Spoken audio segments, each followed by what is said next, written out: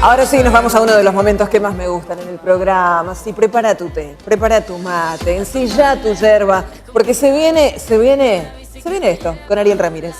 Y como lo anunciaste hace un ratito, ya estaba detrás de cámara dando vueltas. Estamos hablando justamente de este nuevo dispositivo tecnológico para encontrarte las venas si te tienen que sacar sangre. Viene de sacarse sangre, ¿sí? Estuvo haciéndose chequeos y viene un poco pálido, le digo. El aplauso para Eduardo Barreto.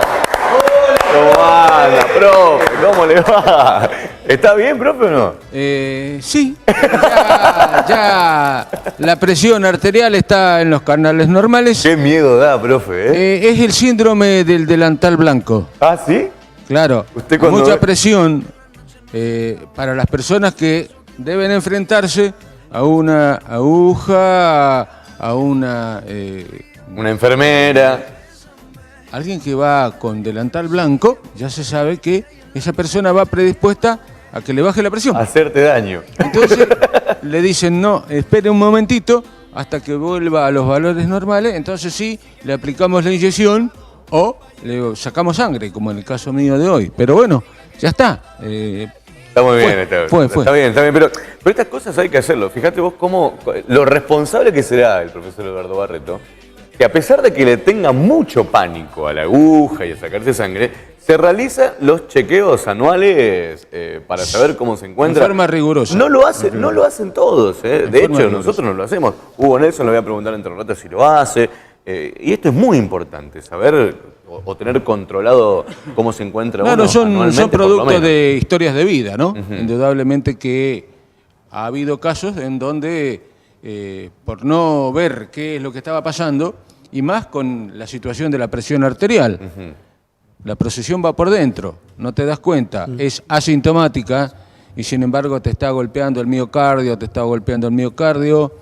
Cuando sufres un infarto, dice, oh, se murió, si siempre anduvo bien, pero no se había tomado nunca la presión.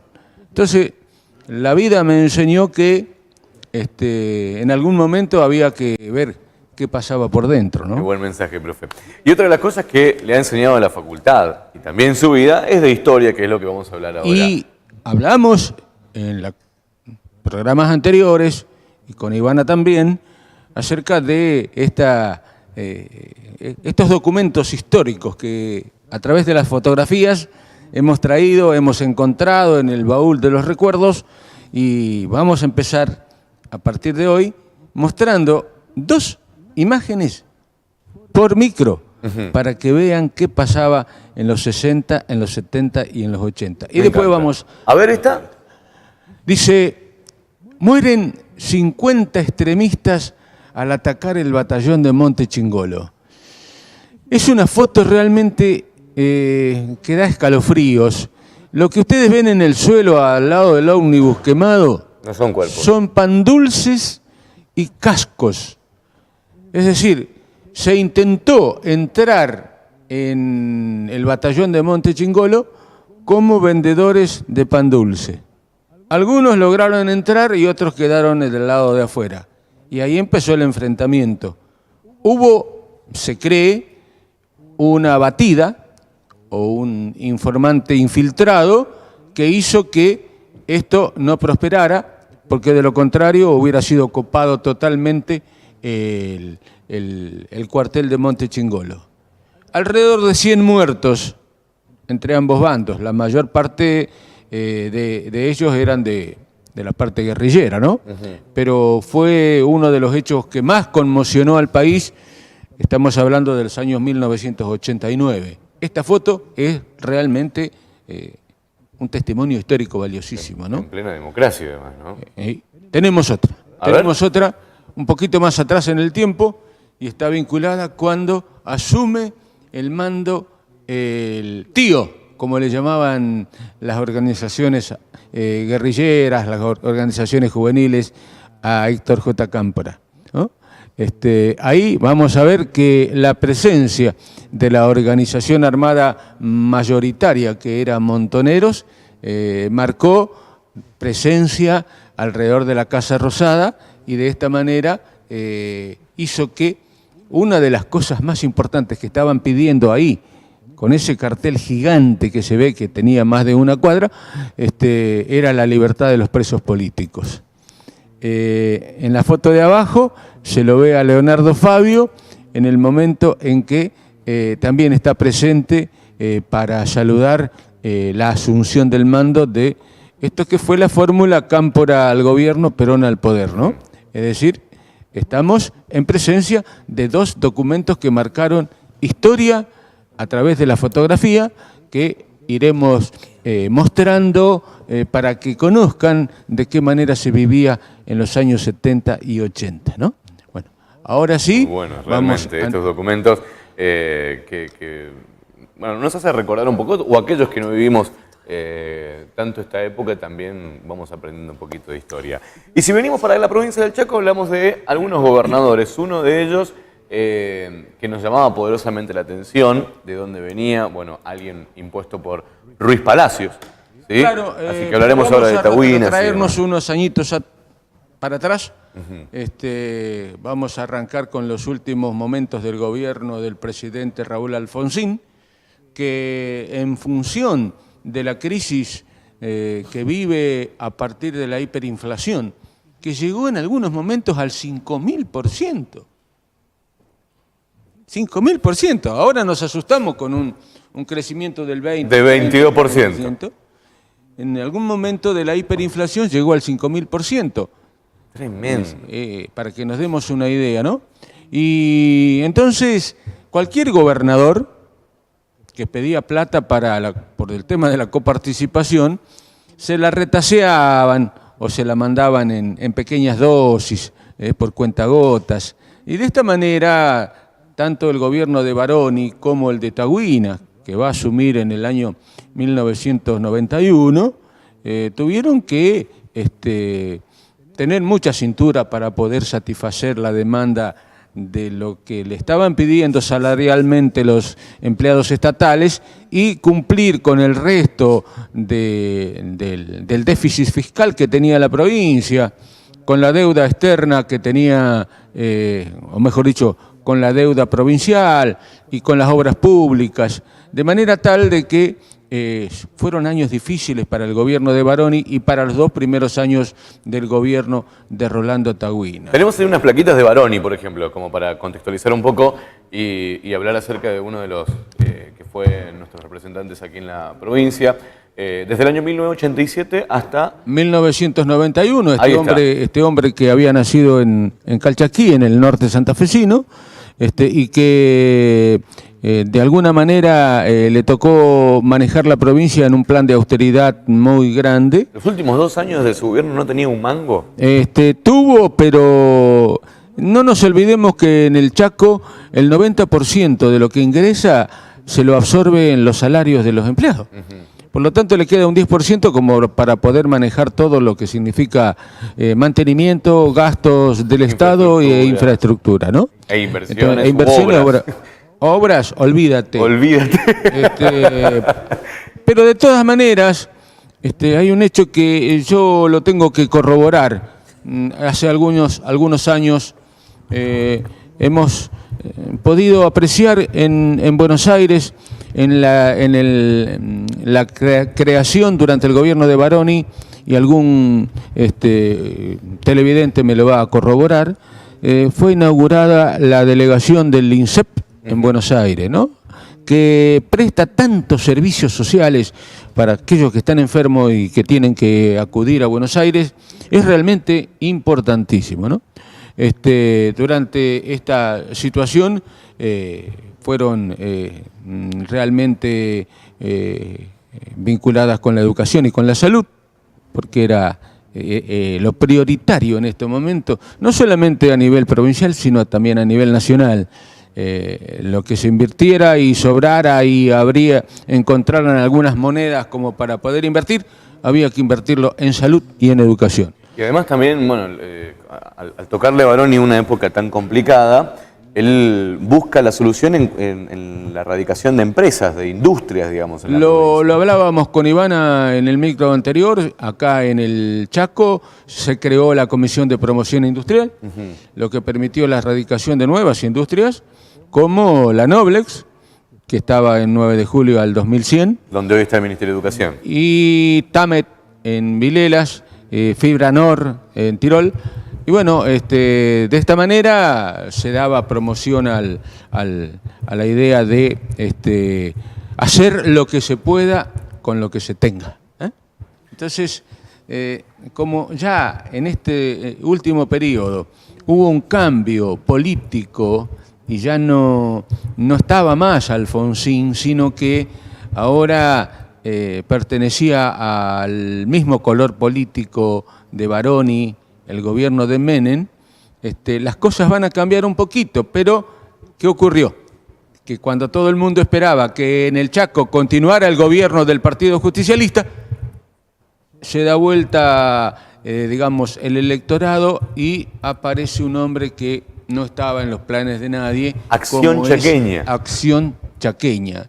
Acción Chaqueña había sido fundada por el gobernador de facto, uno de los hombres que había participado del gobierno genocida de la dictadura cívico-militar, que había sido subsecretario del Interior y que había participado como director de varios centros clandestinos de detención. Y bueno, vino al Chaco y ocupó la gobernación durante la última etapa de la dictadura militar. Estamos hablando de 1981-82. Y bueno, se supo granjear, digamos, la simpatía de algunos hombres y mujeres que después van a formar su partido, y él no pudo ser gobernador porque no tenía domicilio en la provincia. democracia. ¿El nombre de este señor es? 1987, estamos hablando de José David Ruiz Palacios, Ahí está. que dejó como cámpora al gobierno, Perón al poder. Acá tendríamos que hablar de Tagüinas al gobierno, Ruiz Palacios al poder. Ahí está. Y es Estuvo otro de los preparando. gobernadores que hemos tenido y también tenemos placa como Se para estuvo hacer un resumen. preparando para ocupar otras funciones, como intendente de Resistencia, como diputado de la provincia, mientras que Tagüinas tenía que tener mucha cintura para poder satisfacer la demanda salarial que en estos momentos se le estaba poniendo bastante oscuro el panorama político debido a que no contaba con recursos suficientes. Y de esta manera le fue difícil mantenerse en función de lo que Menem estaba haciendo a nivel nacional. No nos olvidemos que Alfonsín, debido a la situación difícil que le tocó vivir, se retiró 6 meses antes de haber asumido, digamos, o haber tenido que entregar el mando, porque en lugar de diciembre, Menem asume en el mes de... Antes de irnos a lo nacional, vamos a repasar un poquito de lo que hizo Tagüinas en la provincia. Tagüinas, Porque mientras pasaba eso, Menem era el presidente y ahí... Tagüinas trabajó mucho en el sentido de modificar el tema de los organismos estatales. Se comenzó a trabajar el tema de la reforma del Estado y para ello tuvo que, por ejemplo, modificar la estructura del Consejo General de Educación. De alguna manera se creó también el Departamento de Tratamiento de las Cuestiones Indígenas, que estaba muy abandonado, que estaba prácticamente no servía. Había que modificarlo y darle más dinamismo. Invirtió mucho en salud y educación. Y cuando digo mucho, digo lo poco que tenía. La mayoría de lo poco que tenía. La mayoría de lo poco que tenía lo invirtió en salud y educación. De esta manera pudo muñequearla en términos políticos para poder atender su gestión, que la vamos a seguir analizando en los próximos micros hasta el año 1991, habida cuenta de que estaba de alguna manera muy presionado por los sectores de la intergremial o de gremios estatales, que ya comenzaba a moverse en la década del 90 y que va a continuar durante toda la la década, ¿no? Y cuando hablamos de la década del 90, ahora sí nos vamos al plano nacional, hablamos de el Carlo, quien era presidente de la Nación en estos periodos que acabamos de ver. Este hombre le ganó la interna a Cafiero en el año 1988 y de esta manera Hombre de Perón, tuvo la Cafiero. posibilidad... ¿Cómo? Hombre de Perón. Sí, digamos que se puso la camiseta peronista con las tres banderas de la justicia, de la economía y de la política, pero cuando asumió le dijo a la gente, si yo hubiera dicho la verdad de lo que iba a hacer, no me votaba nadie. Lo mismo que hizo Macri hace poco. Es decir... Básicamente, exactamente la misma frase, ¿no? Prácticamente fue un discurso electoral falso, porque él sabía que en Estados Unidos ya se había firmado el consenso de Washington.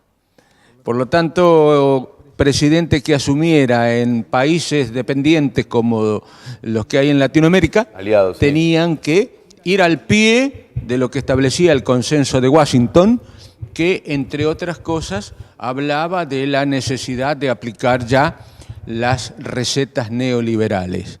Es decir, control del déficit fiscal, un crecimiento del dólar, un control de los gastos públicos, favorecer la llegada de inversiones, proteger las industrias que ya estaban radicadas en la Argentina o en Latinoamérica y además privatizar.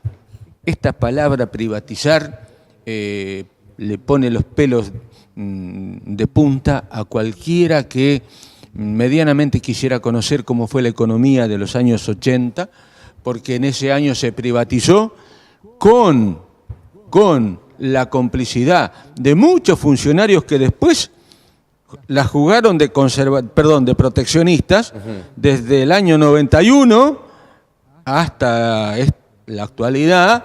Se los ve en los videos levantando la mano para las privatizaciones. Por lo tanto, no me parece que esos funcionarios no tienen autoridad moral como para criticar las privatizaciones que realizó Menem en aquella época. No resisten un archivo, digamos. Exactamente. Pero bueno, son los vaivenes de la política argentina que nos hemos ido acostumbrando a que esto sea así, y también la brecha social se profundizó. Ha habido gente que ganaba mucha fortuna, y la política del farandulismo, con María Julia Alzogaray y con el propio Menem, jugando al golf, inventó jugando un al poco tenis. Menem esto de la mediatización de la política. La frivolidad, ¿no? La banalización de la política, que hizo que mucha gente descreyera de lo que fue su mensaje político electoral de 1989.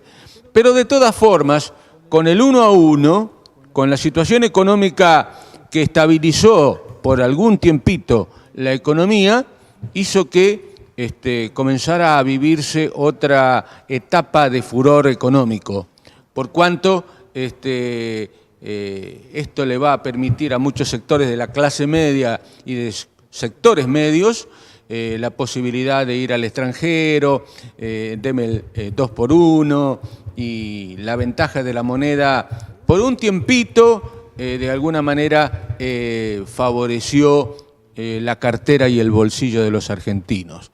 Hasta tuvo la oportunidad de meter la idea en el año 1983-84 del voto miedo. Es decir, si ustedes no me votan, todo esto se cae. Por lo tanto, vuelve a ser elegido. 93-94. Pero estos son motivo de otros relatos, ¿no? Que lo vamos a ampliar en los próximos micros. La verdad es que Carlos Saúl Menem es un personaje como para analizarlo sociológica e históricamente, porque es una persona que no perdió nunca una elección. Fue el presidente que más votos sacó dentro de... Pero a ver, con Néstor Kirchner, Él gana las elecciones.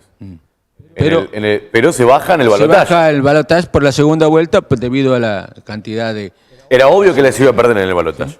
Pero digo, Menem, ya después de lo que hizo, después de la reelección, después de ya en el tercer gobierno, uno empezó a ver que se venía abajo, que era la debacle total, y así todo lo vuelve a votar para una posible presidencia. Por eso es que... Todo muy raro, No, Digo, es un personaje raro. no logramos entender a veces la conducta política...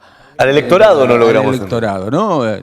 El voto cautivo dejó de existir, hay mucho voto volátil que de alguna manera va de un lugar al otro, que más que nada van a votar al hombre, no a la ideología, a pesar de que Fukuyama había dicho ya en el 92 que era la época del fin de la historia y de las ideologías, cosa que yo no comparto, pero de todas maneras la gente comenzó a pensar en el dirigente que le va a solucionar el problema de la esquina y lo va a votar a ese y no a aquel que mediáticamente lo crean a través de los medios de difusión. Profe, como siempre, un enorme Bueno, gusto tenerlo acá. Muchas gracias y nos vemos en la próxima semana. La próxima seguimos hablando de Tahuinas y la próxima hablamos un poquito más Correcto. del gobierno de Carlos Saúl Menem, ¿no? Y Ampliamos vamos un poco. a ver otras fotos. Y obviamente, históricas. sus fotos históricas que me están atrapando. Que me están Muy atrapando y bien. mucho. Gracias y hasta la próxima. Al Museo del Hombre Chaqueño por darnos la oportunidad de que esté con nosotros Eduardo Barreto. Le damos un fuerte aplauso, profesor de historia. Se la bancó porque hoy vino un poco tembleque y se la recontra bancó, profe, Se la recontra, ya está bien. Vino un poco pálido cuando llegó, ¿no? Mi vida. Está como canoso. Perdón el cartel del panel, no entiendo. Perdón vino un poco pálido, dije. Perdón. Perdona, Dije que vino un poco perdón. pálido, como todo hincha de Unión. Otra vez. Esto no va a terminar bien, chicos, ¿eh? Sí. En vivo. A ver, espera.